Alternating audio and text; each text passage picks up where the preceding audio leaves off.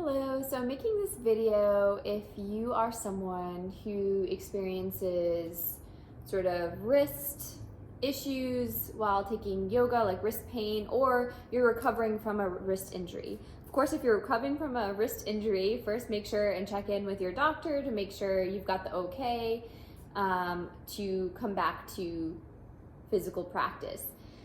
So blocks I find are super helpful, especially rebuilding back strength in the wrist, and also just if that level of flexion in the wrist is, starting, it's too much, there's other conditions there like arthritis or carpal tunnel, that can be aggravating or if there's already inflammation there, it just isn't that supportive for you. So I'm gonna just go over some things.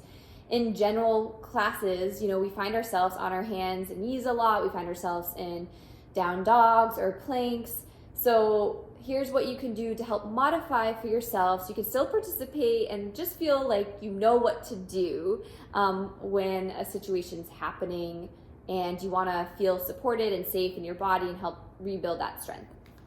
Okay, so blocks are super handy.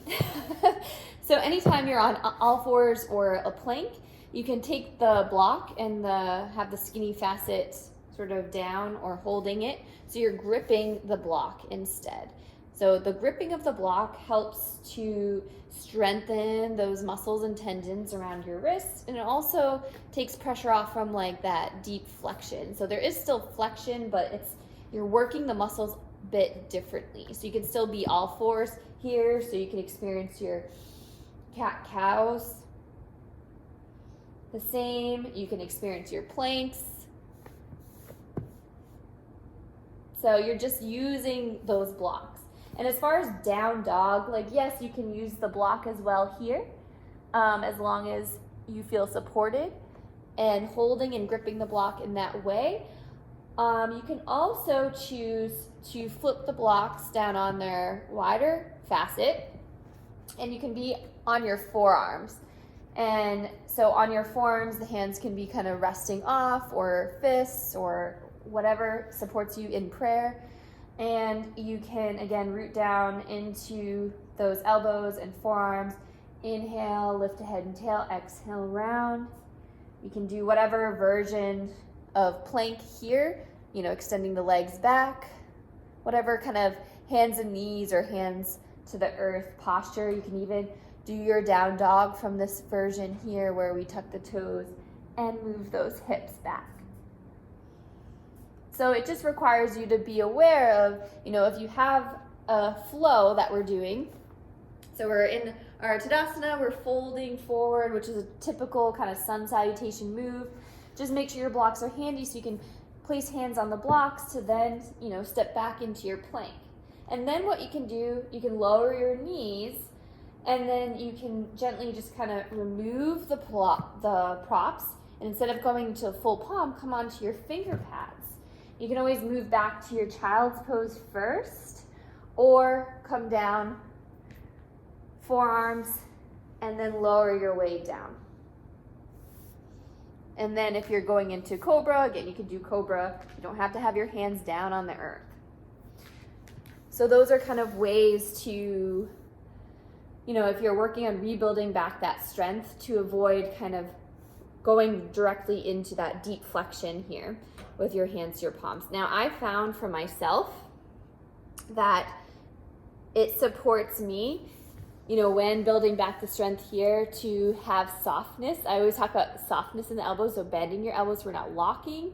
And also gripping the finger pads down. So the heels of the base of the knuckles are gripping, the finger pads, the heels of the palms, sort of like the center palm is pulling away. Now, doing a lot of arm balance things. So after you're doing this and you hold for a while, you can come down and look at your palms. Now your palms will kind of get a little blotchy, and kind of look at where is it evenly? Is it like the blotches or the redness? So mine turns kind of white, but then it turns red. And then if the red is kind of even through my palm, then I've been distributing my weight evenly. If I notice there's a lot of red here, and then not so much at the fingertips, it tells me, okay, I need to redistribute my weight a little bit more. I'm too much down into the wrist, and I need to kind of shift forward, get a little more weight into the fingers. So that's a little kind of cool trick that you can try just to see where your weight is. When you are going back to that flexion, palms to the earth, finger pads gripping. Again, a lot of times I like to come up here. That's another way that if you don't have blocks, you can also support strengthening in the wrist. So you can do the cat-cows in this version as well. And you're also working to strengthen the thumbs and the fingers as well in that version. If you're going to like side planks or anything like that, same thing. So I probably wouldn't do a side plank with a block unless my knee is down onto the earth. But, you know, I would do it here. You can have knee down or extend the leg. So you're on your forearm.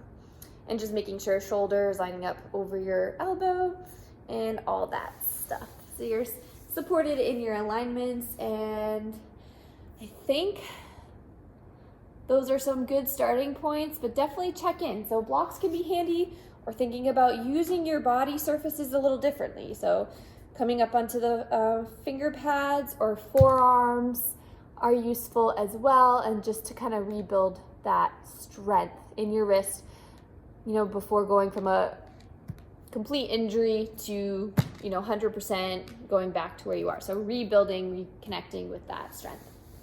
All right, have fun. Let me know of any questions. Try it out. See what you think.